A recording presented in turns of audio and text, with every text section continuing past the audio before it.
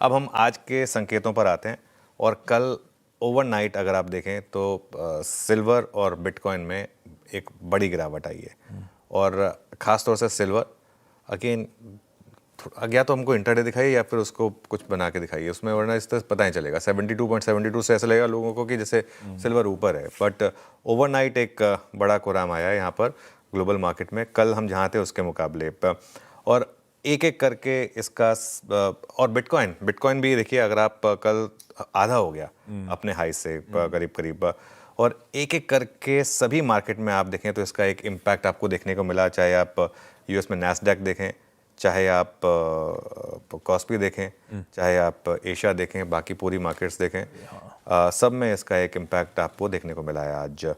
और दोनों चांदी और बिटकॉइन दोनों अपने अब हाई से करीब करीब आधे हो चुके हैं और बड़ा सवाल एक ये भी उठ रहा है कि क्या वो जो डी डॉलराइजेशन ट्रेड है अब वो ख़त्म हो रहा है, जो नए इस सिल्वर को मत दिखाइए प्लीज़, उससे गलत ही हो रहा है। तो अब क्या जो डॉलर का ट्रेड था वो अब ख़त्म हो चुका है, क्यों? क्योंकि डॉलर इंडेक्स जो है ना अब वो 98 के करीब है और कल भी अगर आप देखें डॉलर इंडेक्स 0.35% ऊपर आया। अगेन ये जो आप देखते हैं ये सुबह, क्योंकि एक नया सेशन शुरू हो जाता है एशियन मार्केट का, उसकी वजह से, लेकिन हम 98 के करीब आए हैं और जो कल हम छोड़े थे जिस लेवल पे उससे ऊपर हैं बेसिकली। और आज का बड़ा सवाल ये रहेगा कि इनका हमारे बाज़ार पर क्या इम्पैक्ट आने वाला है। सबसे इम्पॉर्टेंट ये रहने वाला है, क्यों? क्योंकि एक और चीज़ हुई हमारे यहाँ पर, कल फिर 2 दिन की एफआई की बाइंग के बाद उनकी सेलिंग आ गई। कैश मार्केट में सेलिंग है, स्टॉक फ्यूचर्स में सेलिंग है, इंडेक्स फ्यूचर्स में थोड़ी सी बाइंग है और ये हमारा एक ट्रेंड रहा है। पहले भी 1-2 बार हमने देखे हैं जिसमें 5-5, 6-6 हज़ार करोड़ की बाइंग आती है, उसके बाद 2 दिन वो होप जगाते हैं, उसके बाद फिर सेल करने के लिए आ जाते हैं और कैश और फ्यूचर्स मिलाकर कल एफआईएस के करीब करीब 4,000 करोड़ से ज़्यादा की सेलिंग है।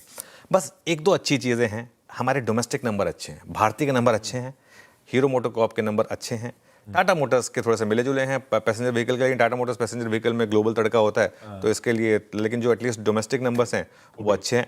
और इसके अलावा ब्रॉडर मार्केट में तो काफ़ी शानदार नंबर्स आए हैं, 1-2 मैं डिस्कस करूंगा उनको कुछ देर में स्टॉक्स ऑफ द डे में। इसके अलावा आज जो नंबर्स आएंगे उसमें 3 नंबर्स वॉच आउट करूंगा, टाटा स्टील, सीमेंस और क्रॉम्पटन, ये 3 नंबर सबसे इंपॉर्टेंट रहेंगे।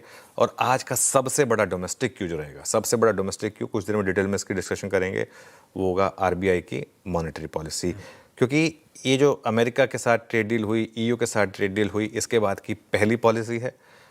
92 वाला डॉलर रुपी अब 90 समथिंग तक आ चुका है, तो थोड़ी रिकवरी वहाँ पर रही है।